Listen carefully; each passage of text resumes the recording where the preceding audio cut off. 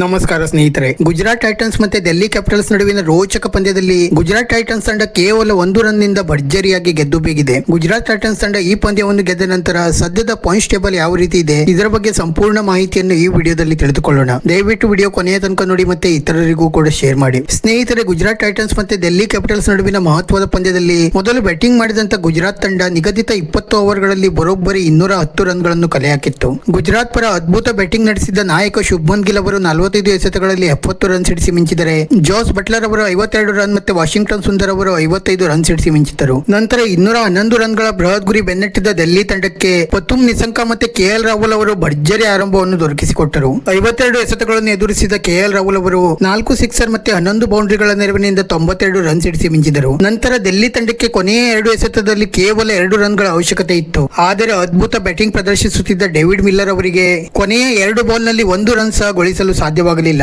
ಅಂತಿಮವಾಗಿ ಗುಜರಾತ್ ತಂಡ ಕೇವಲ 1 ರನ್ ನಿಂದ ಈ ಪಂದ್ಯವನ್ನು ಗೆದ್ದು ಬೀಗಿತು. ಮತ್ತೆ ಗುಜರಾತ್ ತಂಡ ಈ ಪಂದ್ಯವನ್ನು ಗೆದ್ದ ನಂತರ ಸದ್ಯದ IPL 2026ರ ಪಾಯಿಂಟ್ಸ್ ಟೇಬಲ್ ಕಡೆಗೆ ನೋಡುವುದಾದರೆ, ಸದ್ಯ ರಾಜಸ್ಥಾನ್ ರಾಯಲ್ಸ್ ತಂಡ 3 ಪಂದ್ಯವನ್ನು ಆಡಿ 3ರಲ್ಲಿ ಗೆದ್ದು 6 ಅಂಕದೊಂದಿಗೆ ಮೊದಲ ಸ್ಥಾನದಲ್ಲಿದ್ದರೆ, ಪಂಜಾಬ್ ಕಿಂಗ್ಸ್ ತಂಡ 3 ಪಂದ್ಯವನ್ನು ಆಡಿ 2ರಲ್ಲಿ ಗೆದ್ದು ಮತ್ತೆ 1 ಪಂದ್ಯವನ್ನು ಡ್ರಾ ಮಾಡಿಕೊಂಡು 5 ಅಂಕದೊಂದಿಗೆ 2ನೇ ಸ್ಥಾನದಲ್ಲಿದೆ. ಮತ್ತೆ RCB ತಂಡ ಆಡಿದ 2 ಪಂದ್ಯದಲ್ಲಿ ಗೆದ್ದು 4 ಅಂಕದೊಂದಿಗೆ 3ನೇ ಸ್ಥಾನದಲ್ಲಿದ್ದರೆ, ಡೆಲ್ಲಿ ತಂಡ 3 ಪಂದ್ಯವನ್ನು ಆಡಿ 2ರಲ್ಲಿ ಗೆದ್ದು ಮತ್ತೆ 1ರಲ್ಲಿ ಸೋತು 4 ಅಂಕದೊಂದಿಗೆ 4ನೇ ಸ್ಥಾನದಲ್ಲಿದೆ. ಮತ್ತೆ SRH ತಂಡ 3 ಪಂದ್ಯವನ್ನು ಆಡಿ 1ರಲ್ಲಿ ಗೆದ್ದು ಮತ್ತೆ 2ರಲ್ಲಿ ಸೋತು 2 ಅಂಕದೊಂದಿಗೆ 5ನೇ ಸ್ಥಾನದಲ್ಲಿದ್ದರೆ, ಗುಜರಾತ್ ತಂಡ 3 ಪಂದ್ಯವನ್ನು ಆಡಿ 1ರಲ್ಲಿ ಗೆದ್ದು ಮತ್ತೆ 2ರಲ್ಲಿ ಸೋತು 2 ಅಂಕದೊಂದಿಗೆ 6ನೇ ಸ್ಥಾನದಲ್ಲಿದೆ. ಮತ್ತೆ LSG ತಂಡ 2 ಪಂದ್ಯವನ್ನು ಆಡಿ 1ರಲ್ಲಿ ಗೆದ್ದು ಮತ್ತೆ 1ರಲ್ಲಿ ಸೋತು 2 ಅಂಕದೊಂದಿಗೆ 7ನೇ ಸ್ಥಾನದಲ್ಲಿದ್ದರೆ, ಮುಂಬೈ ಇಂಡಿಯನ್ಸ್ ತಂಡ 3 ಪಂದ್ಯವನ್ನು ಆಡಿ 1ರಲ್ಲಿ ಗೆದ್ದು ಮತ್ತೆ 2ರಲ್ಲಿ ಸೋತು 2 ಅಂಕದೊಂದಿಗೆ 8ನೇ ಸ್ಥಾನದಲ್ಲಿದೆ. ಮತ್ತೆ KKR ತಂಡ 3 ಪಂದ್ಯವನ್ನು ಆಡಿ 2ರಲ್ಲಿ ಸೋತು ಮತ್ತೆ 1 ಪಂದ್ಯವನ್ನು ಡ್ರಾ ಮಾಡಿಕೊಂಡು 1 ಅಂಕದೊಂದಿಗೆ 9ನೇ ಸ್ಥಾನದಲ್ಲಿದ್ದರೆ, CSK ತಂಡ ಆಡಿದ 3 ಪಂದ್ಯದಲ್ಲಿ ಸೋತು ಸದ್ಯ ಪಾಯಿಂಟ್ಸ್ ಟೇಬಲ್ ನಲ್ಲಿ ಕೊನೆಯ ಸ್ಥಾನದಲ್ಲಿದೆ.